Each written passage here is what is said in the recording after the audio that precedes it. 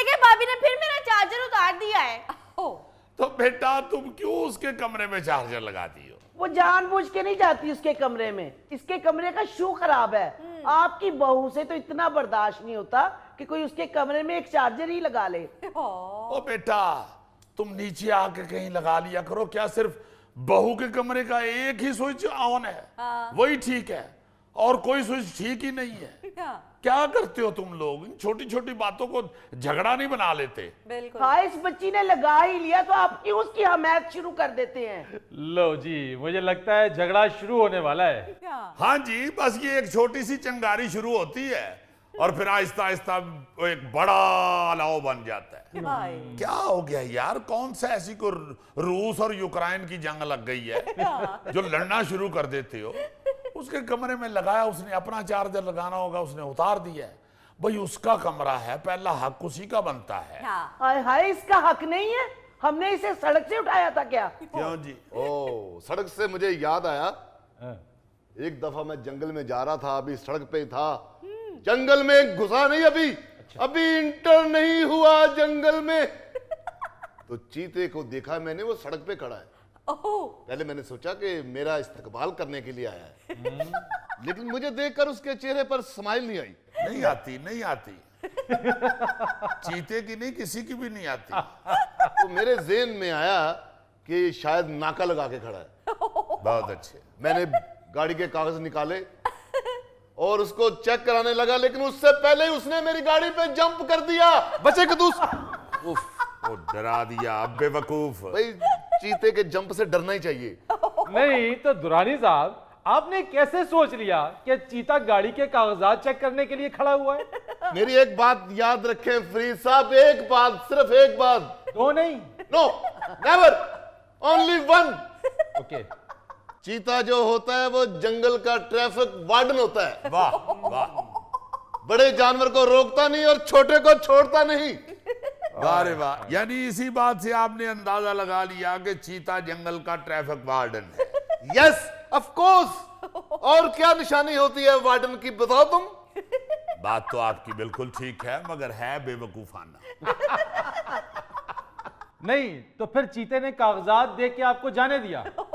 ओहो, चीते ने मेरे ऊपर जंप लगा दिया है, कहानी यहां तक पहुंच गई है। हाँ हाँ हाँ। फिर क्या, जब उसने छलांग लगाई तो मैंने फौरन बंदूक ऐसे सीधी करके उसके पेट में चुबा दी। वो हाय मैं मर गया कह के इधर छलांग लगा के भाग गया। वैसे दुरानी अंकल, आपका कोई भी शिकार सीरियस नहीं है। और डफर, चीता कह रहा हाय मैं मर गया, ये सीरियस बात नहीं। ऐसे फरीद साहब आप ये देखें कि चीता मेरी इज्जत करता है। जब उसके पेट में मैंने बंदूक चुबाई, वो गाली वाली भी दे सकता था।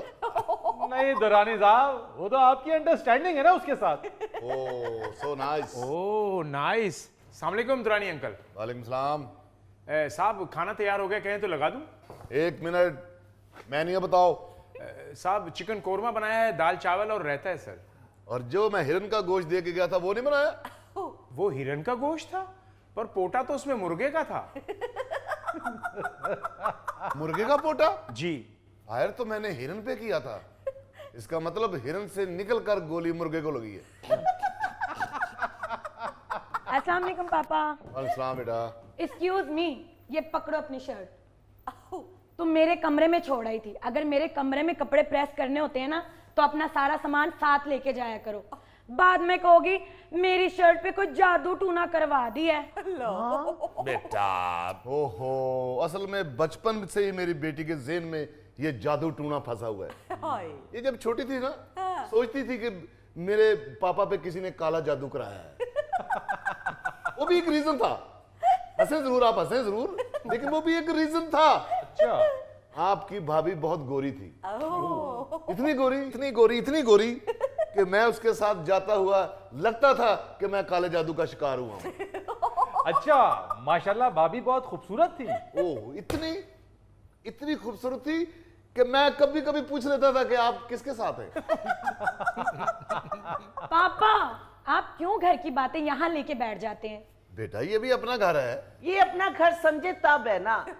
एक हफ्ते से इसका खावंद ऑफिस टूर पे गया हुआ है। हाँ। उस दिन से ये अपने कमरे से बाहर ही नहीं निकली। क्या मतलब कमरे से बाहर नहीं निकली मामा?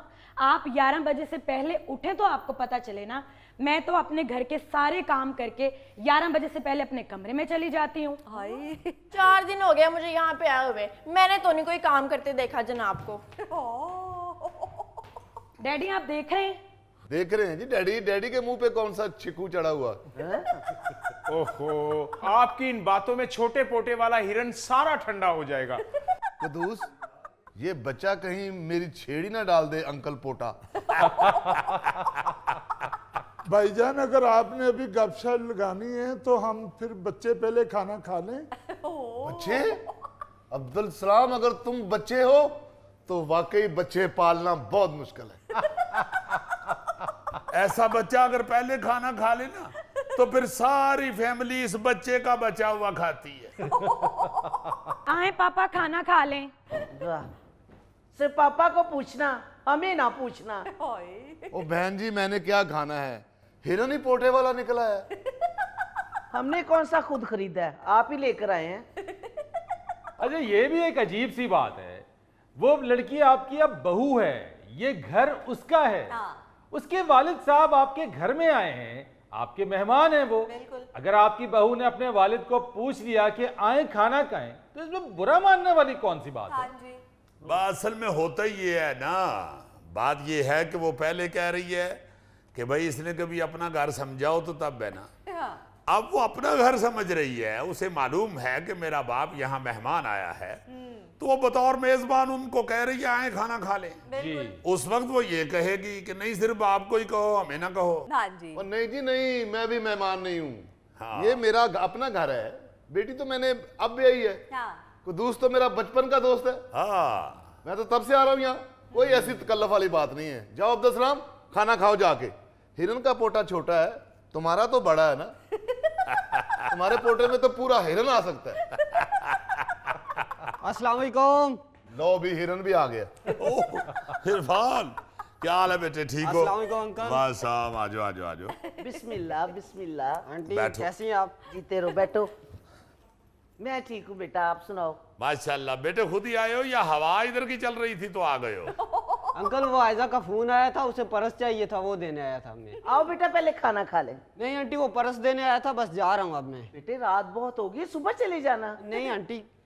सनी घर पे नहीं है, बहू हमारे कमरे में सो जाएगी, आप लोग उधर सो जाना। लो, नया झगड़ा तैयार है।